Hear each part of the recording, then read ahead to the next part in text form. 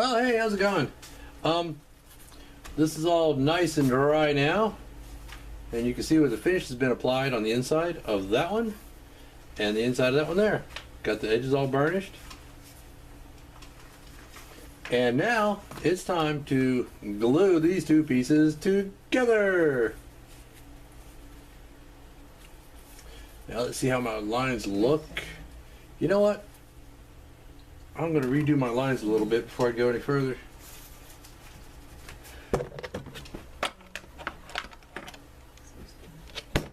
Just going to use a scratch awl. I just want to make sure I can see them so I know exactly where I'm putting the glue.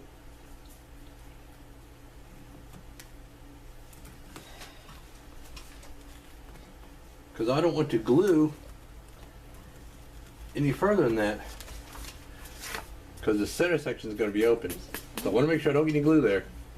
And that's also why I want to make sure that this was good and dry before I went any further. Because if I didn't, then this could stick together.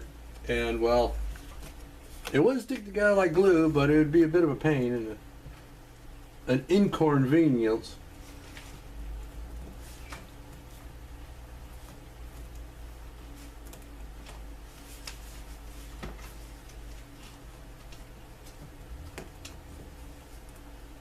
Just follow that, and there we go. And that gives me at least it's clearly delineated to me. I can see it rather well where to stop gluing. And speaking of glue, I'm going to use my contact cement. It's this stuff.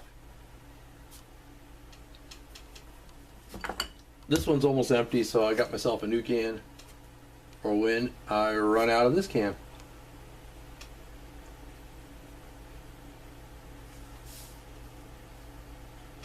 Nothing is worse than being in the middle of a project and going, oh geez, I'm out. And you got to order stuff and wait on it.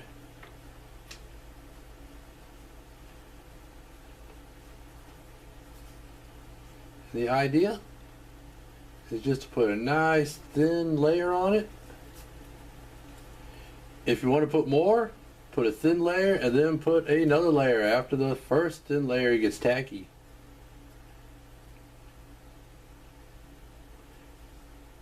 And being contact cement, that's how it works. You spread it on, allow it to get tacky,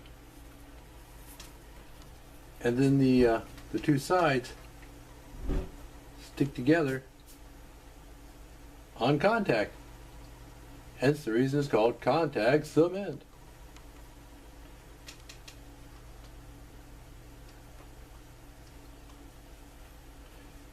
Put it on that side there and on this side here.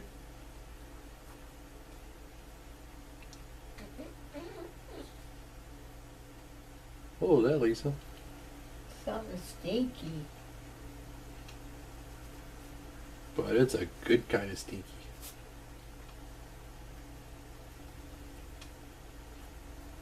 Not as good as a cigar stinky.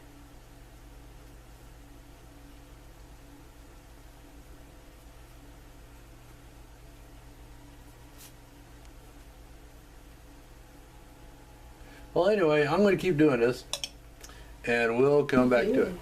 Okay, we let it sit for a little while, I don't know, 5-10 minutes or so, just to where the glue starts getting tacky. It's not gooey, it's not squishy, doesn't come off on your fingers, it just feels a little bit tacky. Now then, we take our two pieces and line them up. Just pick a spot. I'm going to start over here.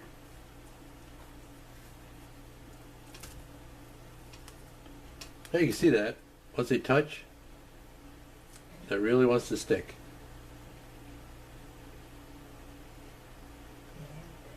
But as long as you don't really mash it together, you can still peel it apart and reposition it.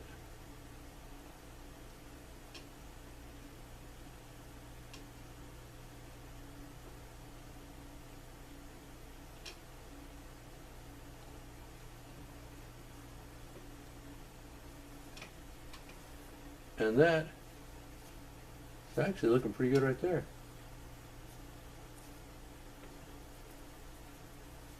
Okay. Once it's where you like it, you can go ahead and mash it down some. Now what I'll do is I'll take a cloth and push down on it.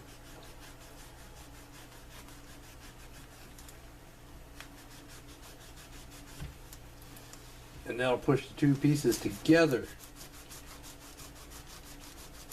Actually, I don't need all this stuff here anymore.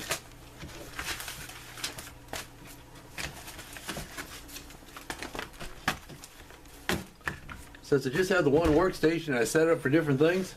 That's how I do it. I set it up for different things. I do my cutting and my stitching and my stamping and everything else. That's just one workstation. I just take a second or two and set it up. I don't know if it'd be more convenient to have a whole big workshop, because that's just more area, more space I got to maintain, got to heat or cool. I got to light and all that. This way I just have the one little area and I can just grab what I need from up here. Here, check this out. I got my light there. I got my supplies all up here. Over there I got my hunk of granite. I got my work surface, which is also a cutting pad. Tools are there. I've got another toolbox here, one underneath that table, and basically I can just do all my work right here. Anyway, back to this. Just mash it together.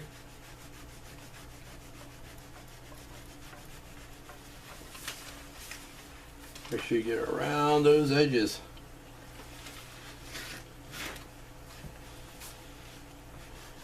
Along the stitch line and everywhere else.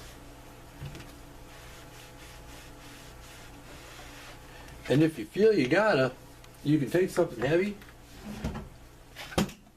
and put that on top of it. But first, I like to put something in between it. This is just a magazine. Put that on there. And that on there. Something. And that'll act like a clamp. Leave that for a day or so to dry, and then the next step will be to sand the edges. We'll see you then.